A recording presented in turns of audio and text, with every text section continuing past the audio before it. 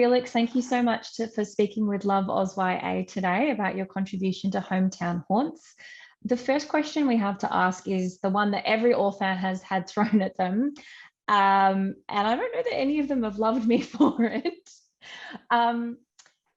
What to you is at the crux of horror, and what to you as a writer is at the crux of writing horror? That's a great question. It's probably one I'm going to struggle with, so bear with me. I think I subscribed a little bit to Wes Craven, who directed amazing Scream, Nightmare on Elm Street, and many more.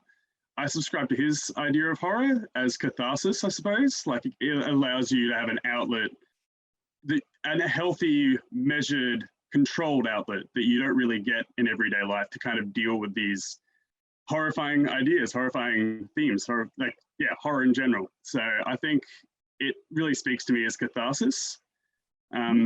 But also something like Gremlins isn't cathartic at all. That's just pure fun. So little catharsis, little fun. It's probably the ideal mixture for me.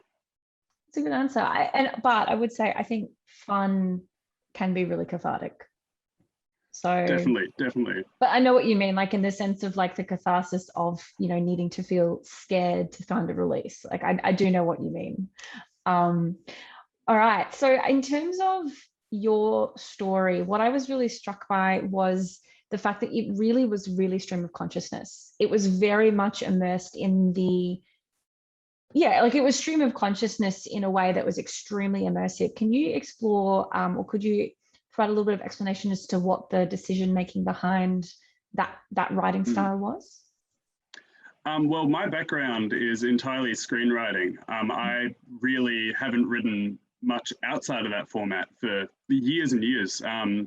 So I think when I heard about this, and I was really excited to write something that kind of intrigues me was exploring ways of using like language and syntax and things, and in just ways that you can't do if you're writing in a screenplay format. So kind of breaking established rules and committing to something that's a little more abstract. That was really exciting to me. And I think I really love body horror. That's something I knew I wanted to do as soon as I heard that Hometown Haunts is being made. But I really like the idea of combining body horror and psychological horror. So stream of consciousness as a sort of narrative style. That really seemed like the most natural way to combine these two. That makes total sense. And I think what was a really interesting dovetail with that is, of course, the adolescent experience. And I read in your written explanation was that you thought that body horror, especially, I think when you're dealing with adolescents, those two things go hand in hand for everybody. And then various stages, depending on, your identity, your experience, all that kind of stuff. But I think the stream of consciousness, including that within the context of a teenage experience, was really, really interesting. How did you go about trying to capture a teenaged voice for that stream of consciousness? Well, if you're watching this as a video, you can probably tell I'm pretty fresh-faced. It's not too far away as far as memory goes. But just combining, like I said, I come from a film background. So I guess combining my own thoughts, feelings, experiences with some of the more genre-y sort of ideals that come with horror. So David Cronenberg, I guess, was a massive touchstone for me. This movie, I don't want to butcher the director's name, but she's made Titan recently. The movie Raw was a massive inspiration, thematically and content-wise. So I think marrying experience with some, like I said, genre, because I'm obsessed with horror. I actually found out the other day I've seen over 500 horror movies, which is a lot. It's a worrying amount. But yeah, marrying experience and horror seemed to be the real what really interested me, I guess. I think it's a catharsis of writing. The act of writing it is a form of catharsis to draw upon your own experiences and externalize it and give certain sentiments a more monstrous, and make them manifest and external. That makes total sense. In terms of the horror, fun fact. People who consume horror, so people who are, lovers of the horror genre, are actually far more likely to be quite pacifist. which a lot of people don't think about. A lot of people, yes, you're like, yeah, that makes sense, obviously. But I think it's really interesting because a lot of the time when we hear horror and people who love horror, we think you're harboring these desires of secretly wanting to be an axe murderer. And it's absolutely not true. No, it's funny how society, I guess, is caught up to those sort of things. Like obviously the video nasties sort of movement in the 70s, 80s, like horror movies were demonized. And now I'd say they're probably the most popular genre. Yeah, across all media, which is great. Yeah, and I think as a genre, they're also like it's such a malleable, and like talking with everyone, what's been clear is it's such a malleable genre. And so threads of horror as elements through, everything is really, really prevalent at the moment. And like, not to lower the tone of the conversation, but like even something as mainstream as something like Riverdale really draws on horror elements, and it's not just horrific because the writing's so bad.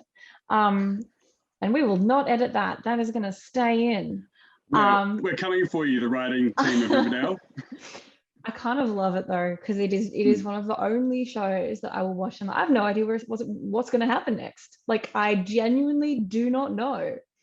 But yeah, like I think it does draw on horror traditions, and like you clearly have aficionados of horror who are involved in the production, and arguably that's what's lent. It's got a really specific aesthetic and vibe and kind of narrative development. So you're absolutely right. Like horror is one of those things that has crept across into so much at the moment. And it's so great because horror is very akin to comedy in that it's so subjective. Like what scares you, what makes you laugh, that's so specific to you, right? So if you watch, I just did a horror movie every day for a month to celebrate Halloween, again, because I'm a freak. And it's so cool just seeing what scares individual people. Even when you read this anthology, like there's so many different tones, ideas. Yeah, I'd highly recommend listening to oh my God. There was an amazing podcast panel that I was just on where everyone goes into depth really about what their stories, what makes them tick. And I'd really recommend listening to that because it puts all of these stories in such a new light. Yeah, absolutely. What we'll do is we'll get you to send through the link and we'll pop that in with our promo of it. And you're absolutely right. Like I found Lisa Fuller's the most terrifying. I thought her story it scared the crap out of me. And like there is no more polite way to phrase that. I was so terrified. And I said that to her and she said, really? Because I thought Sarah's was just so scary. Like I couldn't cope with Sarah's. So I was like, oh no, there was like, Sarah's I could deal with. Yours was horrifying. I was so scared. So, it's a really interesting point that you make, Felix. Final question before we wrap up. Is there anything else that you've got on the horizon that we should be keeping our eyes out for? I'm a bit of a workaholic, so I'm juggling a million projects at once right now. For my production company, Yabba Films, that would be the main thing I've got going on at the moment. Hopefully, we can expect to see some projects out end of the month, November, end of the month, December. Always around the end of the month is when we try to release things. But I think there should be a couple of things I can't say too much about, but will be out very shortly. Beautiful. Thank you so much, Felix. It's been a pleasure chatting with you. Thank you so much, Alice. Anytime.